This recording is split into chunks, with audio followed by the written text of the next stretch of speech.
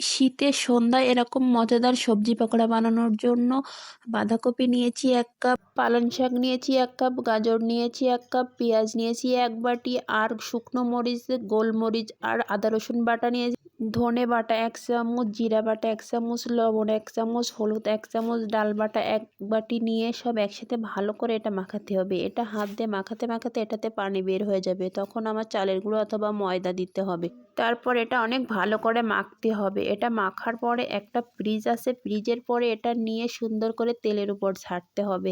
এটা medium to low আছে এটা ভাজতে হবে। এটা যত আস্তে আস্তে ভাজা হবে তত বেশি এটা ক্রিস্পি হবে। এটা খেতে যে কী অসাধারণ! শীতের সময় এখন এই সবজিগুলো পাওয়া যাবে, এটা দিয়ে খাইতে যে অসম্ভব মজা। এটা সবজি খাওয়া হয়ে যাবে এবং মজাদার নাস্তা হয়ে যাবে, দুটো একসাথে। আমার বাচ্চারা তো তেমন সবজিই খেতে চায় না, কিন্তু এভাবে বানাই দিলে তারা অনেক মজা করে খায়। যে সুন্দর